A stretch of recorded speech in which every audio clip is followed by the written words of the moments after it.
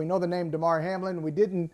A lot of us didn't know it before last night. Scary incident in Cincinnati. You all saw it, Monday Night Football, Bills-Bengals. He makes the tackle of T. Higgins, gets back up and collapses, and they're working on him on the field close to 15, 16 minutes. And we know now he suffered cardiac arrest and spent the night in a Cincinnati hospital. He's still in Cincinnati in critical condition. I just want to know from both of you who've covered the NFL at a high level for many years. I'll start with you, Mike. Just what were your thoughts when you saw that happen and you saw a very bizarre night unfold? Well, it's the first time that we have seen something like this play out as the focal point of our shared collective football watching experience, with probably more than 20 million people, maybe well over 20 million people watching simultaneously on ABC and ESPN as this transpired. We know that the risk is there. We know that everyone who plays football accepts the risk of a very serious health outcome, but we rarely, if ever, witness it. We know it happens at lower levels of the sport. We've never witnessed it at the professional level like this, to this magnitude. There have been players in the past who have died. Chuck Hughes had a heart attack and died during a game in the 70s. Corey Stringer died of heat stroke in training camp in Minnesota in 2001. But this was one where it was a shared collective experience, highly traumatic for the individuals on the field, traumatic for anyone who was watching, anyone who plays football. There's a lot to process, and I think a lot of people are still processing it now. You know, Mike, there were so many levels to this for me as I watched. Initially, when I saw it, I was watching with my wife, and my wife said, I wonder if he has a stinger or something, like there was a nerve impingement or something when he went back down. Never in the beginning did I think that obviously it was something this serious. And the first inclination that I got that it was something truly potentially catastrophic was the look on Josh Allen's face. I can't remember seeing something like that from a player during the course of a game. And that was when it hit me, because obviously in the audience watching on TV, we don't know that they're giving CPR. We don't know that there's a defibrillator out. And so when I saw Josh Allen's face, I was like, oh my God, this is far worse than anything I could have imagined or thought at that time. Looking back and taking a 10,000-foot view, a couple of things that I was so thankful for was, number one, that the teams gave these players the emotional space to deal with this. And by that, I mean taking them off of the field and not having this game go on. And I know that Troy Vincent has said that was never a consideration. But I thought that was so important. And then the other thing, over the last 5 to 10 years, there's been such a push for player safety that we have seen medical staff, the size of medical staffs, increase on a sideline. And so I thought for the medical personnel to be able to get to him that quickly, to be able to address what was going on. And then thank God he was so close to a traumatic care center that was 2 minutes away.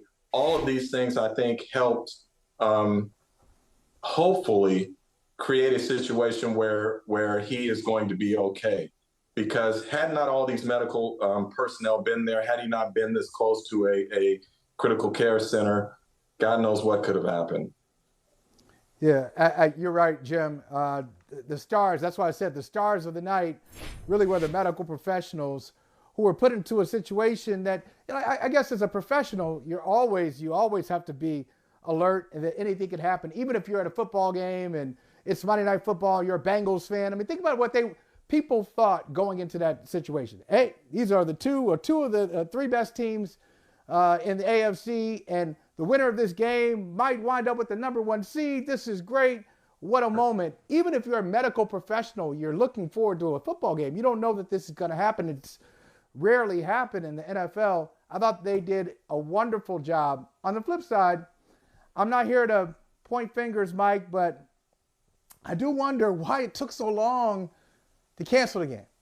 Not to delay it, not to postpone it. Am I being unreasonable? I just think immediately the game should have been canceled. What do you think? My belief is that they have protocols in place for situations like this. And Jim, I'm with you. I first realized this was more than the typical precautionary stretcher, backboard, immobilized, smart protocol. We see it happen once every 2 or 3 weeks. And it's always fine. And so you just expect they're being precautionary. And when you see Josh Allen's reaction, it's like, this is not the normal, we are taking every precaution in the interest of ensuring absolute positive, pristine health for this individual. There's something serious happening.